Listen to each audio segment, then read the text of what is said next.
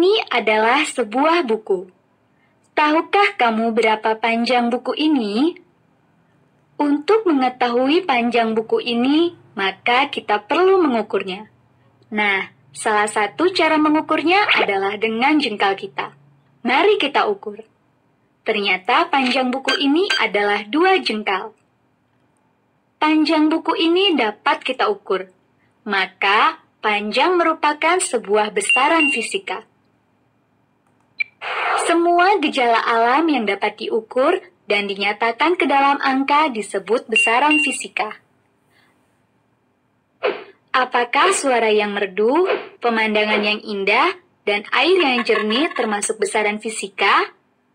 Tentu tidak, karena merdu, indah, dan jernih tidak bisa diukur maupun dinyatakan dengan angka, sehingga tidak bisa kita sebut sebagai besaran fisika. Panjang, waktu, dan volume adalah contoh dari besaran fisika. Sekarang, mari kita coba mengukur buku ini dengan pensil. Ternyata, panjang buku ini adalah 3 pensil. Nah, jengkal dan pensil yang kita gunakan untuk mengukur buku ini disebut satuan. Sekarang, kita akan mencoba mengukur lagi dengan mistar atau penggaris ini. Ternyata hasilnya adalah 24 cm. Sama seperti jengkal dan pensil, sentimeter juga merupakan sebuah satuan. Jadi, sebuah besaran yang terukur haruslah diikuti oleh sebuah satuan.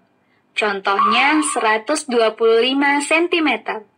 125 merupakan nilai dari besaran yang terukur, sedangkan sentimeter adalah satuan yang mengikutinya. Nah, inilah yang disebut besaran dan satuan. Besaran fisika terbagi 2, yaitu besaran pokok dan besaran turunan. Panjang yang kita ukur dari buku ini adalah termasuk besaran pokok. Waktu, massa, dan suhu merupakan contoh lain dari besaran pokok. Apa itu besaran pokok? Besaran pokok adalah besaran yang sudah didefinisikan terlebih dahulu dan tidak bisa diturunkan dari besaran lain.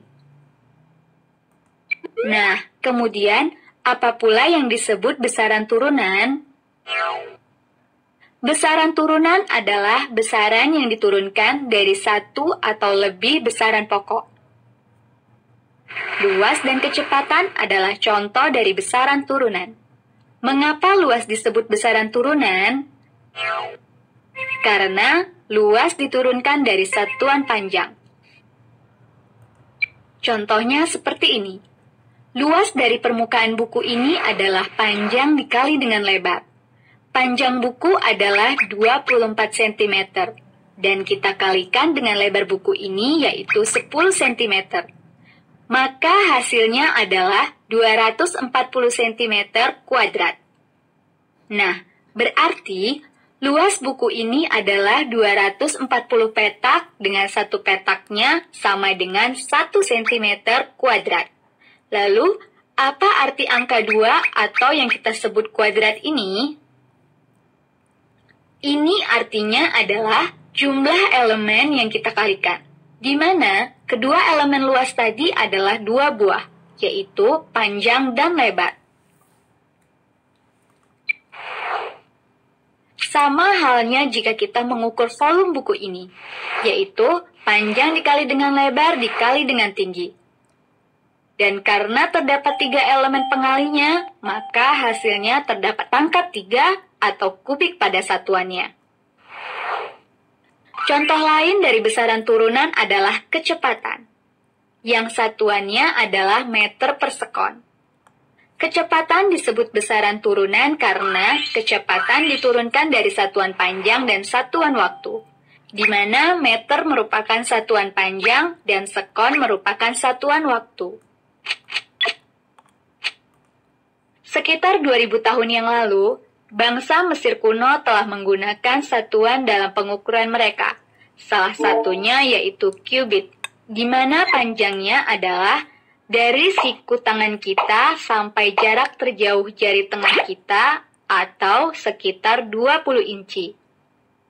Piramida di zaman tersebut dibangun dengan standar kubit ini loh. Pada zaman dahulu, manusia menggunakan berbagai benda untuk mengukur, seperti jam matahari, timbangan sederhana, dan jari kita.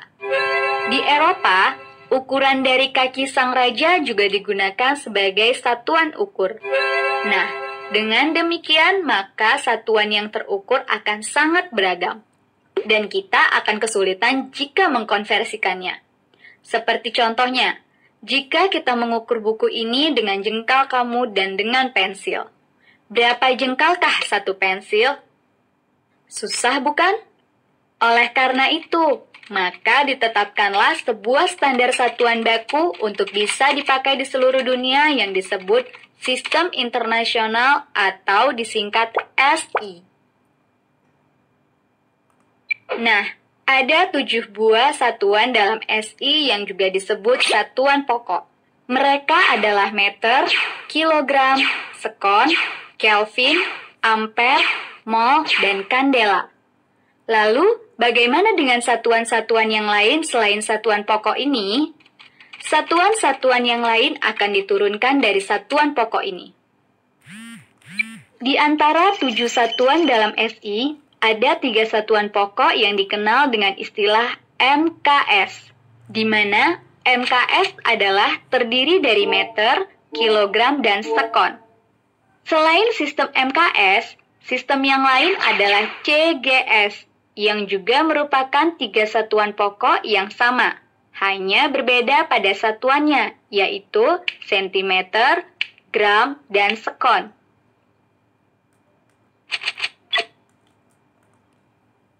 Standar panjang.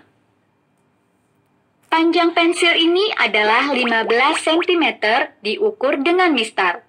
Nah, panjang merupakan besaran fisika yang mengukur jarak di antara 2 buah titik. Satuan dari panjang adalah meter. Nah, bagaimana jika kita mengukur panjang pensil ini dengan jengkalmu? Pasti hasilnya akan berbeda dengan hasil yang diukur dengan mistar, bukan? Supaya hasil ukur panjang bisa ditetapkan dan tidak berubah-ubah, maka ditetapkanlah sebuah standar panjang, di mana standar panjang tersebut mudah diperbanyak, panjangnya selalu tetap, tidak mengalami perubahan dalam kondisi apapun, dan dapat digunakan secara internasional. Standar panjang internasional yang pertama sekali dibuat adalah sebuah batang yang terbuat dari campuran platina iridium yang disebut meter standar. Meter standar ini disimpan di International Bureau of Weight and Measure di Paris. Sehingga, jika diukur dari kutub utara sampai ke garis khatulistiwa melewati Paris, jaraknya adalah 10 juta meter. Jauh juga ya. Karena meter standar tidak memadai lagi untuk ilmu pengetahuan dan teknologi modern, maka pada tahun 1960, standar satuan panjang diubah kembali pada konferensi umum mengenai berat dan ukuran. 1 meter didefinisikan sebagai 1.650.763,73 kali panjang gelombang sinar jingga yang dipancarkan oleh atom kripton 86 pada ruang hampa. Akhirnya, pada tahun 1983, definisi 1 meter kembali disempurnakan. 1 meter sama dengan jarak yang ditempuh cahaya dalam ruang hampa selama 1/299.792.458 sekon. Dan standar inilah yang dipakai hingga sekarang. Sekitar bulan Juli tahun 2007, sebuah penelitian di Brazil mengklaim bahwa sungai Amazon yang selama ini dikenal sebagai sungai terpanjang kedua setelah sungai Nil di Mesir, sekarang merupakan sungai terpanjang di dunia. Setelah ditemukannya pangkal baru dari sungai Amazon di daerah Peru. Sehingga, rekor sungai terpanjang di dunia adalah Amazon, sekitar 6.800 km, dan disusul Nil, sekitar 6.695 km. Standar massa. Berat badan saya 40 kg. Tahukah kamu, sebenarnya 40 kg adalah merupakan massa kita, bukanlah berat. Tapi, kita lebih terbiasa menyebutnya berat daripada massa. Lalu, apa bedanya? Massa adalah jumlah materi yang terkandung oleh suatu benda, sedangkan berat adalah gaya tarik atau disebut gaya gravitasi yang dialami suatu benda yang mempunyai massa. Satuan yang digunakan massa adalah kilogram, sedangkan satuan yang digunakan untuk berat adalah newton. Di bumi, gaya gravitasi yang bekerja untuk 1 kilogram benda adalah 9,8 newton. Sedangkan di bulan, gaya yang bekerja untuk 1 kilogram benda hanya 1,6 newton. Jika di bumi kamu mempunyai massa 50 kg, maka beratmu adalah 50 dikali dengan 9,8, sama dengan 490 newton. Nah, sekarang mari kita ukur di bulan.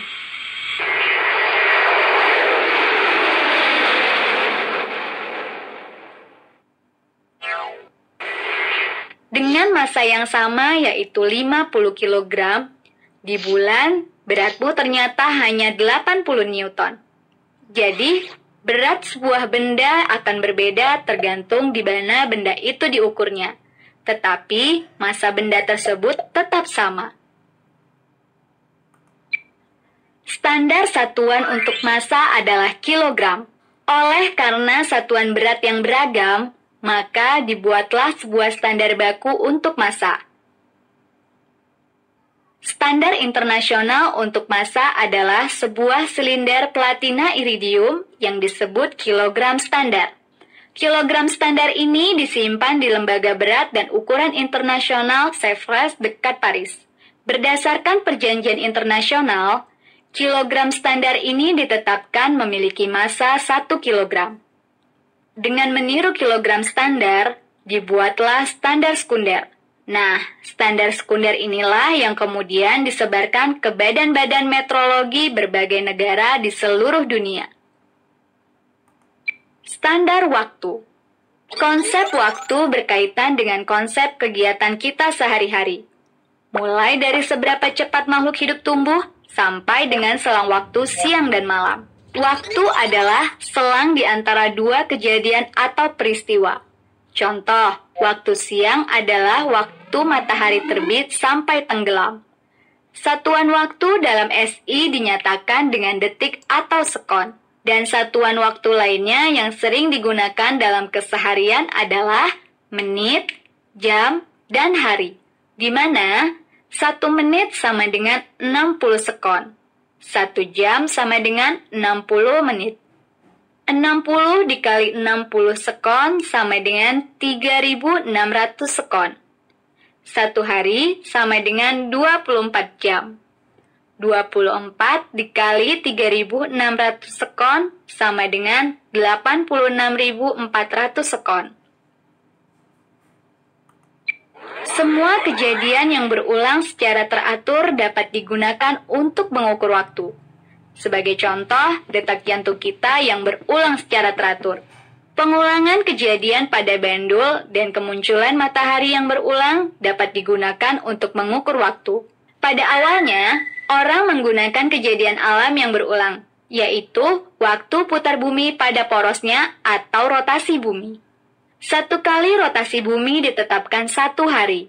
Dan standar 1 hari inilah 1 sekon didefinisikan sebagai 1 per 86.400 hari. Namun, waktu perputaran bumi dari tahun ke tahun berubah, sehingga ukuran detik menjadi tidak tepat. Pada zaman dahulu, alat pengukur yang digunakan adalah seperti jam matahari dan jam pasir. Sekitar tahun 870 Masehi, Raja Alfred dari Inggris menemukan sebuah cara untuk mengukur waktu, yaitu jam lilin. Sebuah lilin akan dibagi menjadi 4 bagian, sehingga jika lilin meleleh hingga batas tertentu, maka itulah selang waktu yang berikutnya. Akhirnya, setelah ditemukannya jam atom, pada tahun 1967, para ahli fisika menetapkan bahwa 1 sekon adalah selang waktu yang diperlukan oleh atom cesium-133 untuk melakukan getaran sebanyak 9.992.631.770 kali. Untuk mengukur sebuah besaran, kita tidak bisa mengandalkan panca indera kita maupun anggota tubuh kita, karena hasilnya akan berbeda-beda. Contoh, jika buku ini besarnya adalah 2 jengkal, diukur dengan jengkalmu, maka apakah hasilnya akan sama jika kita mengukur buku ini dengan jengkal adikmu? Tentunya jengkal kamu lebih besar dari jengkal adikmu, bukan? Sehingga hasil ukurnya pasti akan berbeda. Nah, untuk dapat mengukur dengan tepat, maka kita perlu sebuah alat ukur. Mistar, timbangan, termometer, dan stopwatch adalah contoh dari alat ukur untuk mengukur besaran dengan tepat. Untuk mengukur panjang, kita bisa menggunakan alat ukur seperti mistar, jangka sorong, dan mikrometer skrup. Nah, kita akan mempelajarinya satu persatu. 1. Mistar. Mistar atau yang kita sebut dengan penggaris sering kita pergunakan sehari-hari seperti di sekolah. Coba perhatikan. Pada mistar yang kita pergunakan terdapat skala sentimeter dan milimeter. Jarak antara 2 garis yang lebih panjang sama dengan 1 cm. Dan jarak antara 2 garis pendek sama dengan 1 mm. Karena satu bagian terkecil mistar adalah 1 mm atau 0,1 cm, maka ketelitian mistar adalah 1 mm atau 0,1 cm. Nah, coba kita lihat berapa panjang pensil ini. Jika kamu memperhatikannya dengan baik, maka jawabannya adalah 15,3 cm. Mari kita bahas. Ujung pensil yang terdekat dengan skala sentimeter adalah 15. Kemudian, ujung pensil berada pada garis milimeter ketiga setelah angka 15. Dengan demikian, maka bisa kita dapatkan hasilnya yaitu 15 cm ditambah dengan 0,3 cm, maka hasilnya adalah 15,3 cm. Mudah bukan? Pengukuran dengan jangka sorong. Jangka sorong dapat digunakan untuk mengukur dimensi luar atau dimensi dalam suatu benda. Pengukuran dimensi luar seperti mengukur diameter luar pada sebuah kelereng. Sedangkan mengukur dimensi dalam seperti mengukur diameter dalam sebuah pipa. Bagian-bagian dari jangka sorong terdiri dari rahang geser dan rahang tetap, serta memiliki 2 buah skala, yaitu skala utama dan skala nonius. Sedangkan ketelitian jangka sorong ini adalah 0,1 mm. Cara pembacaan pengukuran jangka sorong. Pertama, jepit dengan rahang geser benda yang akan diukur terlebih dahulu. Kedua, lalu perhatikan skala pada skala utama yang berdekatan dengan angka 0 pada skala nonius. Angka 0 pada nonius berada di antara 2,1 dan 2,2 cm. Maka, angka 2,1 kita simpan terlebih dahulu. Ketiga, kemudian perhatikan garis nonius yang pas berhimpit lurus dengan skala utama. Ingat, harus pas berhimpit lurus. Nah, garis tersebut adalah pada garis kelima pada skala nonius. Tiap skala pada nonius ini adalah 0,1 mm. Sehingga, jika berada pada garis kelima, maka itu adalah 0,5 mm atau 0,05 jika dalam satuan sentimeter. Keempat, nah sekarang kita dapat memperoleh ukurannya dari data yang kita dapat tadi, yaitu 2,1 cm ditambah dengan 0,05 cm adalah sama dengan 2,15 cm.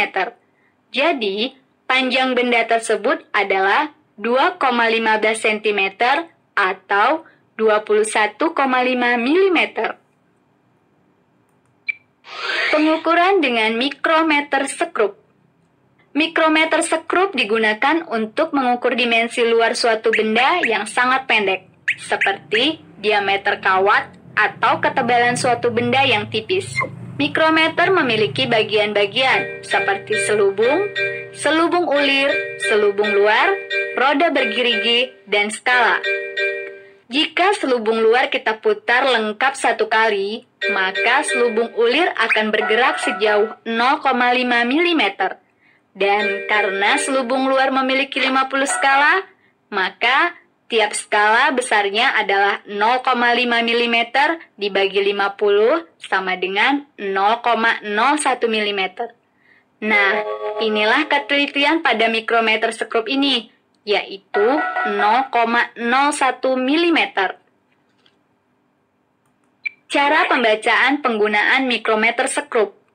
Pertama, putarlah selubung luar hingga mengunci benda yang akan diukur. Kedua, kemudian perhatikan garis pada skala utama yang terdekat dengan selubung luar.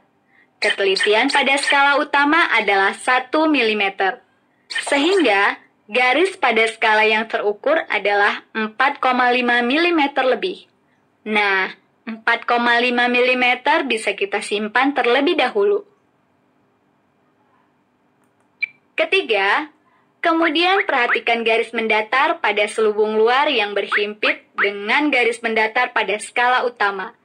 Nah, ketelitian pada skala selubung luar adalah 0,01 mm dan angka yang terlihat pada skala adalah garis ke-48. Dan itu berarti 0,48 mm. Keempat, dengan demikian, kita akan mendapatkan hasilnya dengan menjumlahkan kedua hasil yang kita dapatkan tadi, yaitu 4,5 mm ditambah 0,48 mm sama dengan 4,98 mm.